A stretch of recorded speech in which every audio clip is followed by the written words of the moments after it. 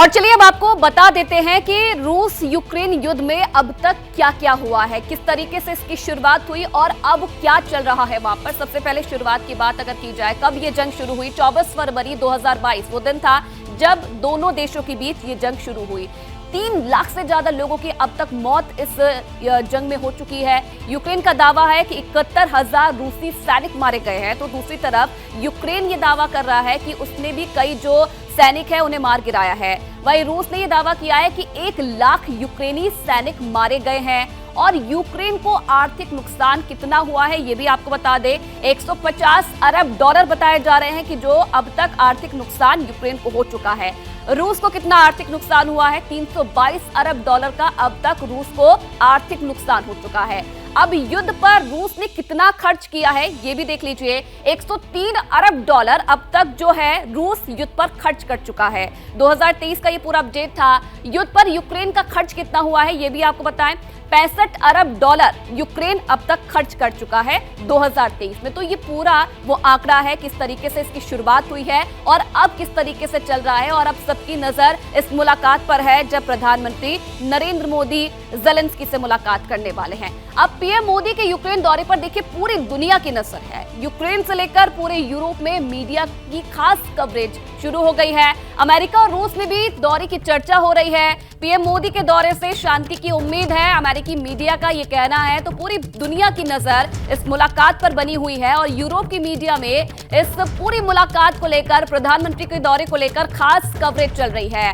America और रूस में भी दौरे की चर्चा हो रही है और पीएम मोदी के दौरे से कहीं ना कहीं जो शांति की उम्मीद है वो जताई जा रही है। जो शांति अब तक कोई नहीं ला पाया है, वो उम्मीद की जा रही है कि प्रधानमंत्री के दौरे के बाद वो शांति दोनों देशों के बीच में हो सकती है। तो पीएम मोदी के दौरे पर यूक्रेन में खूब चर्चा हो रही है। पीएम मोदी कीव में महात्मा गांधी के स्टैचू पर भी जाएंगे और बापू को श्रद्धांजलि देंगे। पीएम का ये दौरा कितना अहम है, इससे दोनों देशों के रिश्ते पर कितना असर पड़ेगा, कुछ लोगों से खास बातचीत की है एबीपी न्यूज संवाददाता जगविंदर पटियाल ने।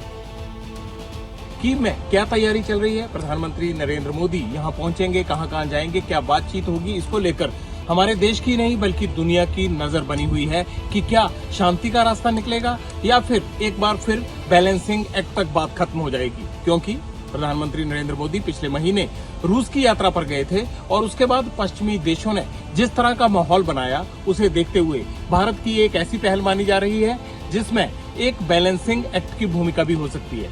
मगर सबसे बड़ा सवाल ये है कि जिस तरह से रूस और यूक्रेन के बीच युद्ध के हालात बने हुए हैं, उन हालात के बीच में हो ही नहीं सकता कि प्रधानमंत्री मोदी चाहे वो रूस गए हों या फिर यूक्रेन आ रहे हों तो यहाँ ज़ेलेंस्की से इस मुद्दे पर बात ना करें।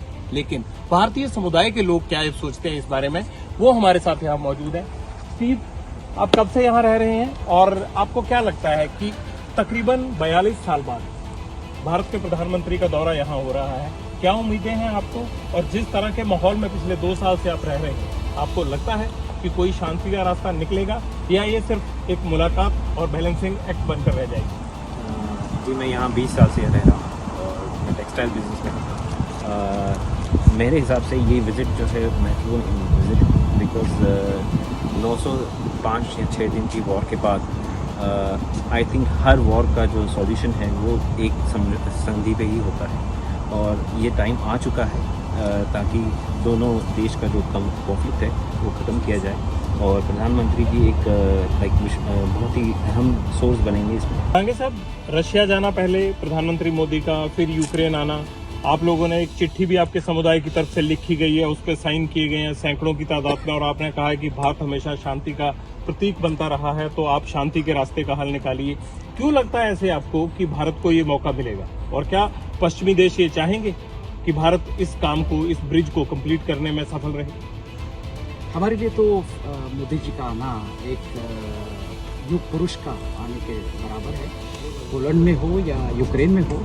और हाल ही में जब मोदी जी हमारे यूक्रेन के शत्रु राष्ट्र में दौरे पर गए थे, उसके बाद ही अचानक ये दौरा का ऐलान हुआ है।